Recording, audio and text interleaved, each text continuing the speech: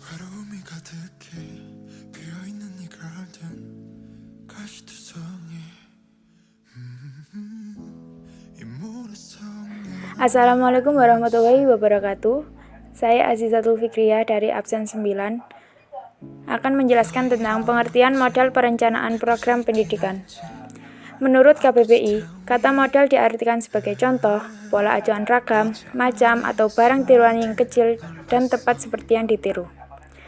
Menurut Dahlan, model pembelajaran adalah rencana atau pola yang digunakan dalam menyusun kurikulum, mengatur materi pengajaran, dan memberi petunjuk pada pengajar di kelas dalam setting pengajaran atau setting yang lainnya.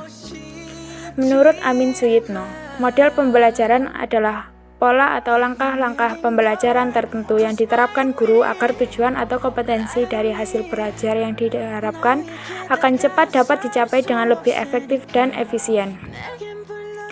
Jadi, pengertian model perencanaan program pendidikan dapat diartikan sebagai panduan atau contoh yang digunakan dalam penyusunan sebuah perencanaan dengan tujuan mengembangkan pembelajaran yang telah melihat pada masa yang akan datang. Yang lebih umum membahas tentang perencana dan kebijakan tertinggi dalam instansi pendidikan. Sekian dari saya. Wassalamualaikum warahmatullahi wabarakatuh.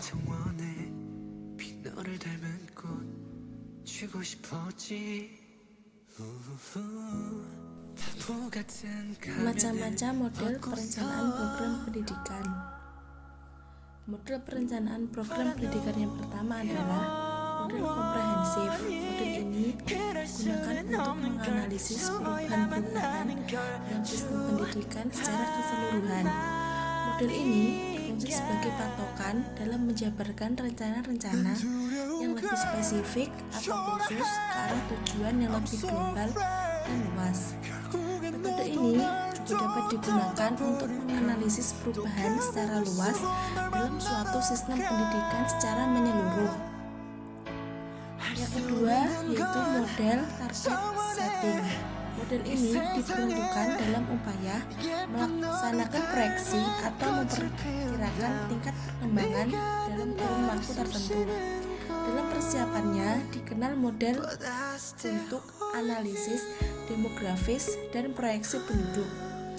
Model untuk memproyeksikan jumlah siswa yang terdaftar dalam sekolah, dan model untuk memproyeksikan kebutuhan tenaga kerja.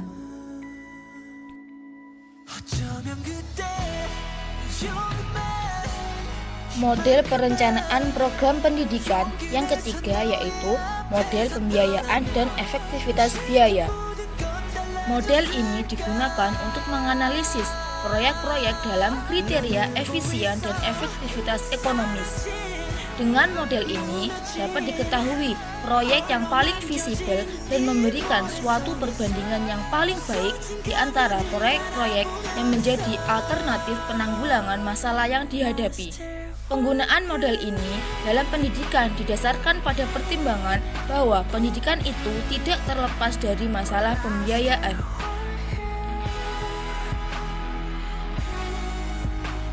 Yang terakhir yaitu model PPBS atau Planning, Programming, Budgeting System.